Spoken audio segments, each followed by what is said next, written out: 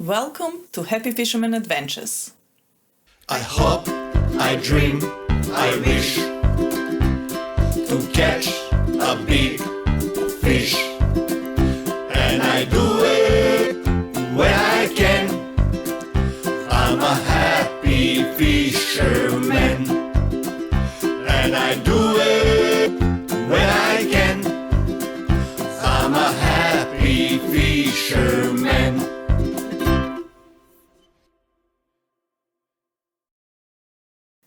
Today we have another happy adventure to share with you. Yes, the story actually started with us getting a message from Pauline Nolan asking if we take people on a boat as her partner's turning 60 and it would be a nice birthday present for him to be on the boat with us. Well, we don't really take people on the boat, but I did promise her I'll do my best to help her out. Another important fact is that they live in East Gippsland, Moy to be precise. I didn't even know that they can actually watch Channel 31 over there, so hi to everyone in Moy. Hi there. Well, since we've seen how much Pauline cares about her partner, just a few weeks ago we actually called Steve and he said, okay, how would you like to come to Portland? I did mention to him that there is not much tuna around. Saying that, we had a plan B, and that was catching some Nannygai and silver whiting and all the other species. Let's watch the first video.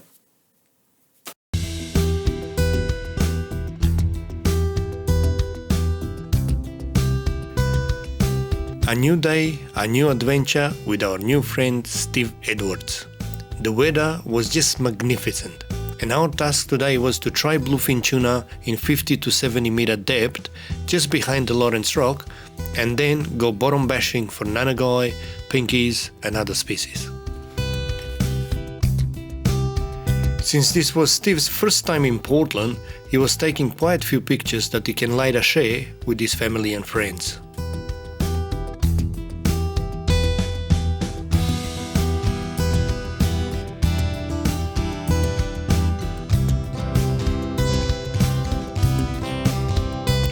As we passed the Lawrence Rock, there was a spectacular wildlife scene. Birds, dolphins and a big whale put up a bit of a show for Steve.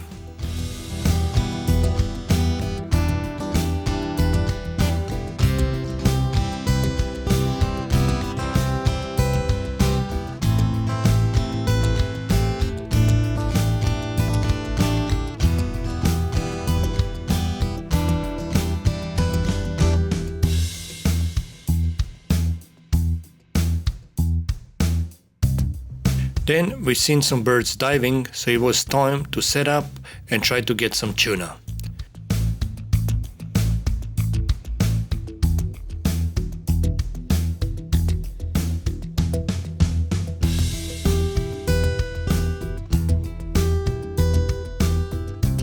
We did troll for quite a while, but unfortunately no tuna.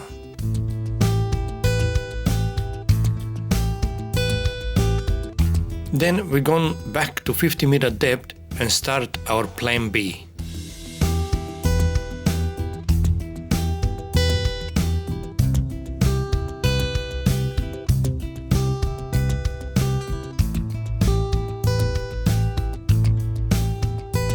As we got there, Jerry was already on the blue throat frass. There are lots of them in this area, but our target was Nannygai and snapper.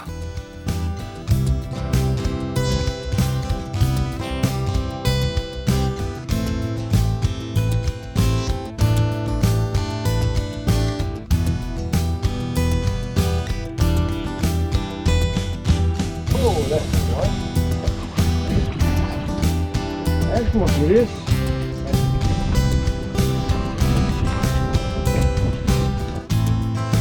Not long after, Steve was on his first ever Nannygai. He was very happy.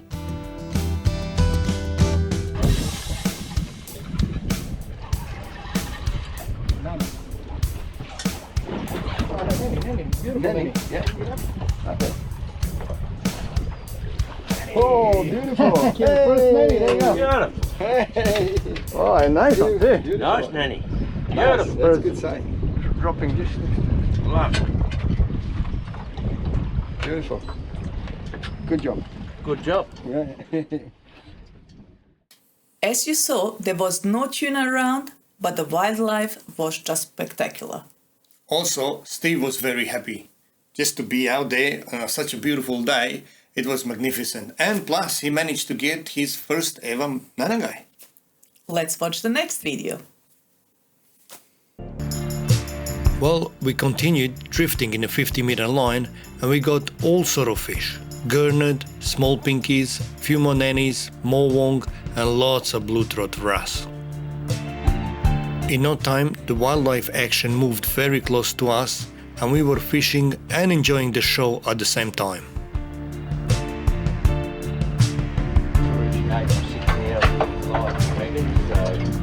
After he got pinned by one.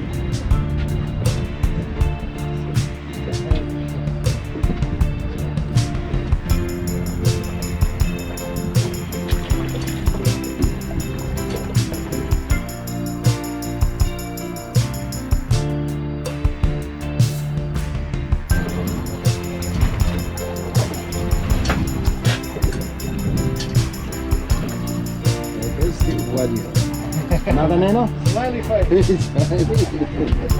Look at the line.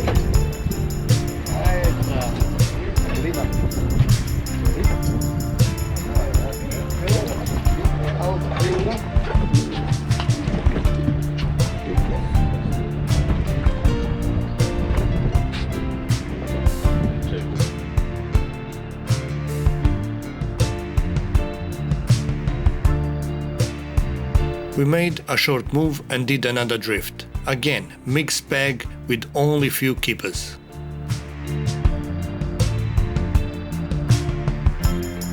In this area there is lots and lots of gurnard, but please make sure you handle it properly. If those things sting you, you're most likely gonna end up in hospital. Gurnard is actually quite nice to eat, but I think it's too risky to handle it and it's too much work. On our YouTube channel we have a short video about how to clean it and how to handle this particular fish.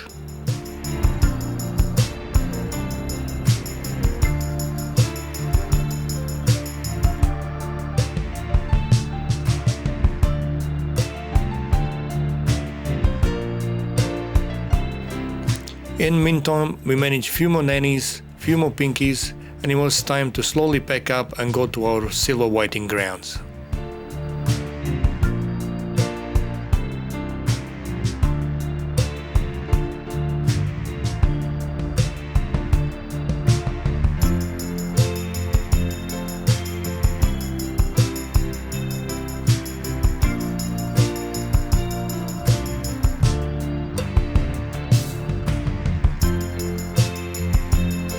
We started drifting in 9 to 12 meters of water just between the port and the Lawrence Rock, and not long before we start getting some real silver whiting action. Now you got the skill. You got the touch. The magic touch.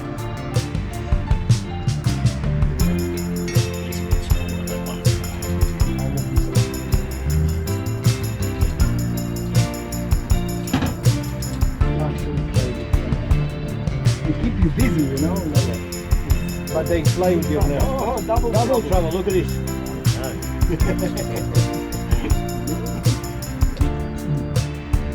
So this is what we say when they start, they go.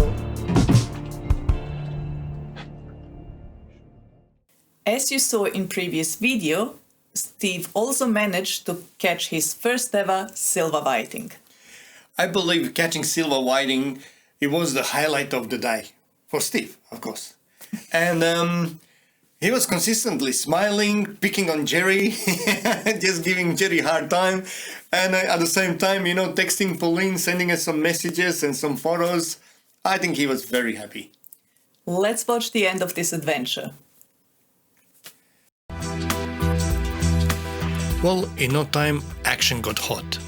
Both Jerry and Steve were getting them on every drop. And I can tell you, Steve had lots of fun. Look at that. Hit the bottom hook. got the bait off, it went straight to the top. That's on, Jerry.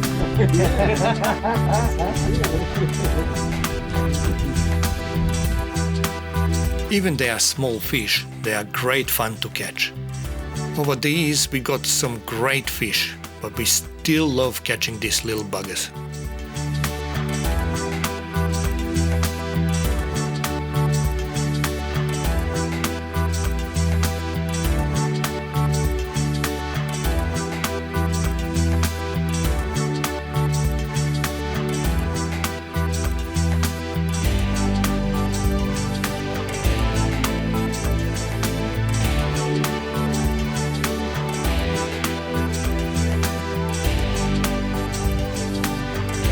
In meantime, Steve could not wipe the smile off his face.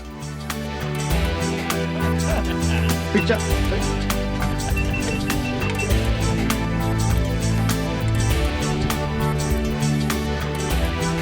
That's a nice size.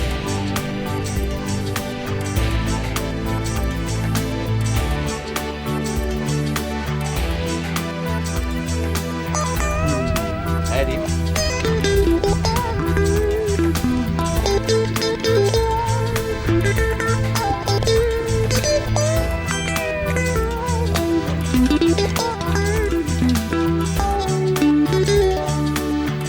The rig we use is simple. I get Hook'em sabiki rig, cut it down to 2 hooks, and a just small piece of pilchard or piece of squid for bite.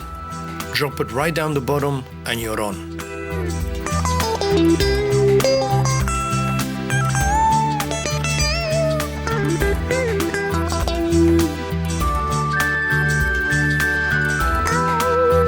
Here we sometimes get small flatties, barracuda, as well as small yaka.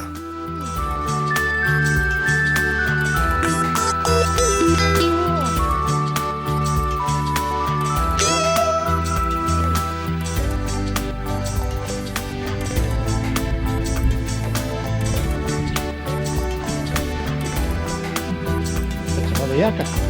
Oh no. And just the speed that took off and the way it As you see here, at one stage there was yaka only. The bite didn't even hit the bottom, the yaka would just grab it. Yaka?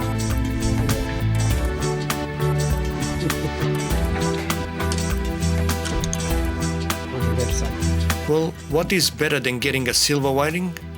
Getting 2 silver whiting at once. We got double trouble. Oh, ho, ho. Wait. Picture.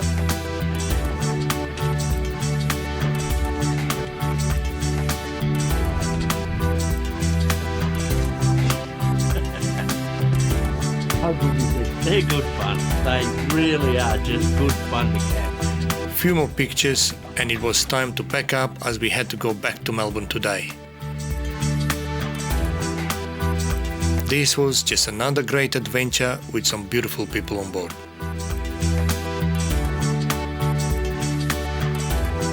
At the boat ramp, Pauline, Mima, Chiquita and our friend Vince were there.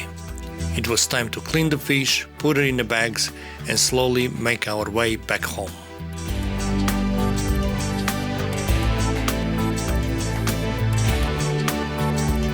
Here, Steve was telling Pauline about the great time he had while Uncle Vince was giving cuddles to Chiquita.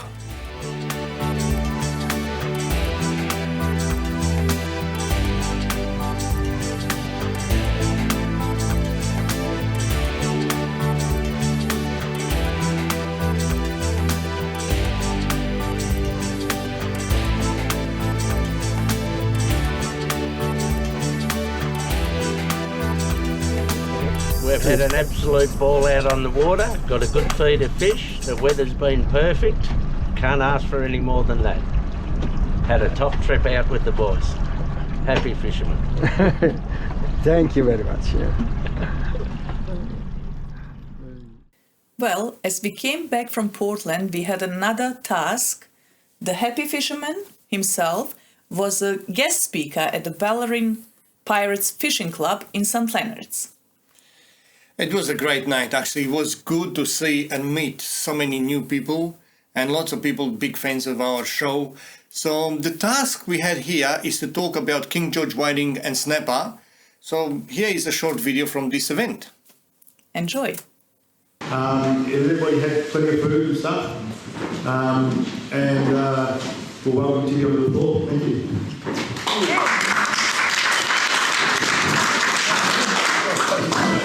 You're going to start with a song? Yeah. All right, let's try.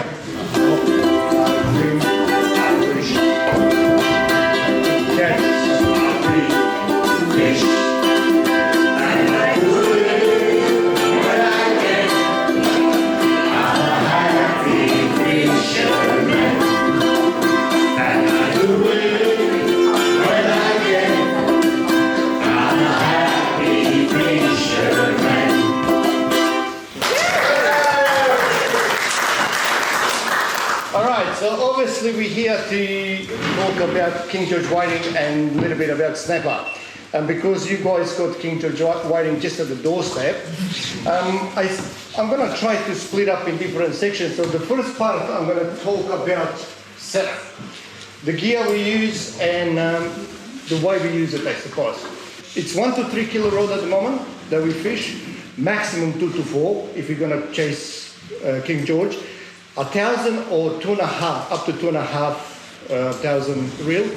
We do use 12 pound. Everybody say use 4 pounds, 6 pounds, but because of the actual, we get too many benches and stuff here, and we always get ripped off.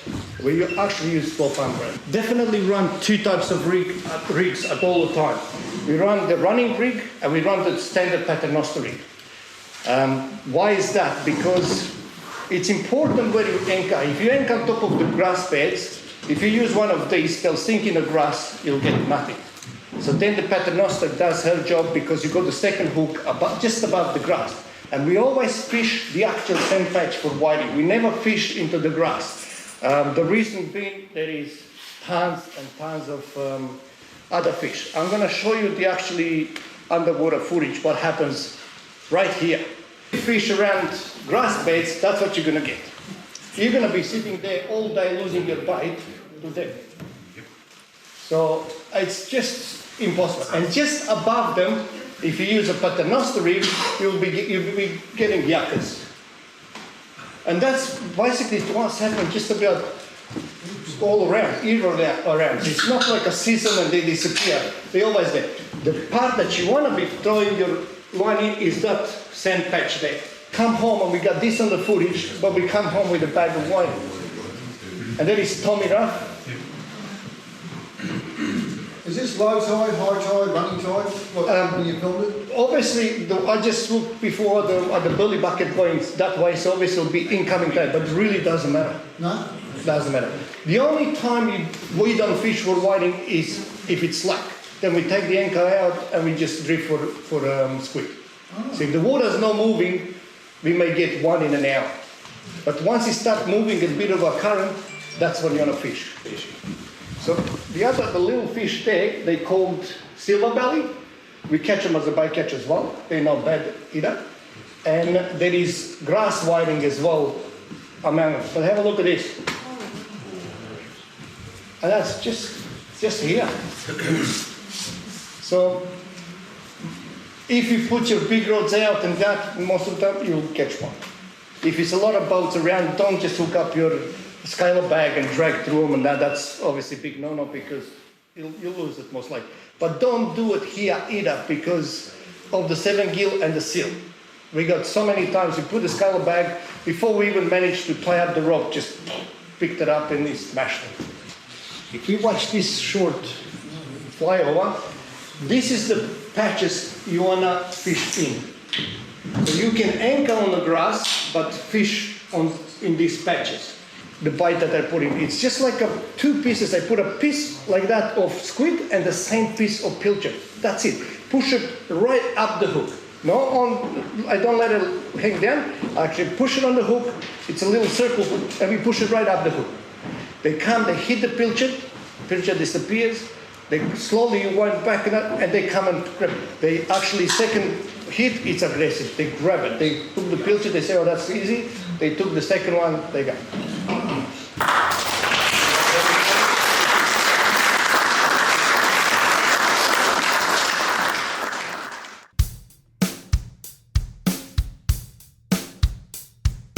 And look how beautiful it looks.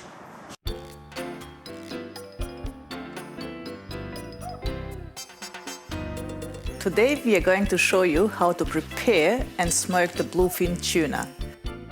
First things first, we're going to put the tuna on a paper towel just to dry it off.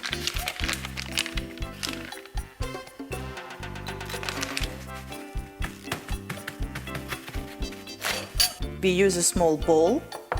We need a small cup of water. We're going to put roughly 5-6 spoons of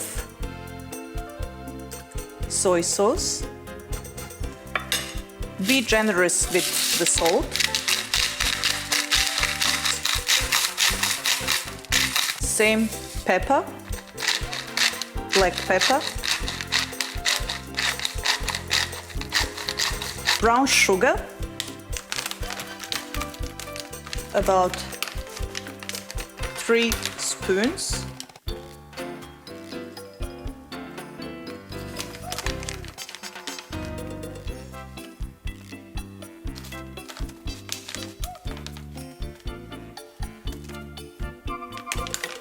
And I like to put the lemon zest.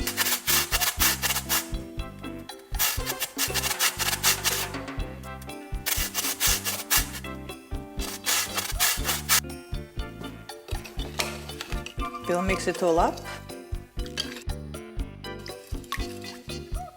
This goes in a Ziploc bag.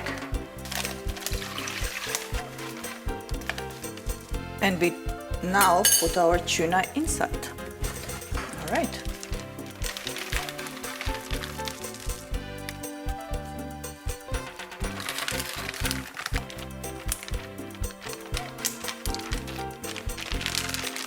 And this now goes in the fridge for a few hours.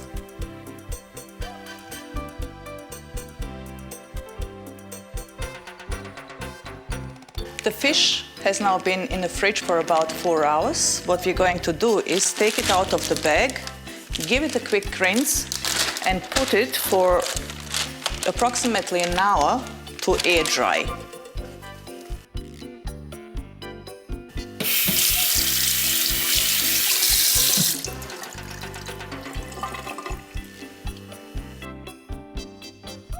After it's been air drying for about an hour, turn the smoker on, and after 15 minutes, place the fish in the smoker.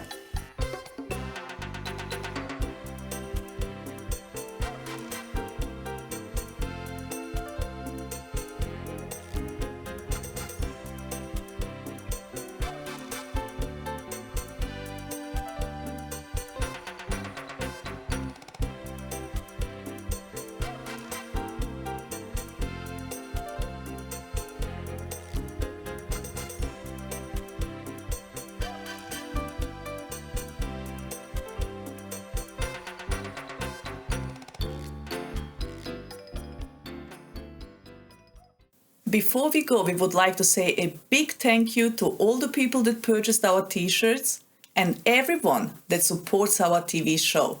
There is lots of extra footage that we will have on our YouTube channel, so please subscribe to our YouTube and hit the bell icon so you don't miss any of it. Father's Day is coming, so if you're looking for a perfect gift, we still got some of these t-shirts available. Thank you for watching, and we will see you next time. I hope, I dream, I wish to catch a big fish, and I do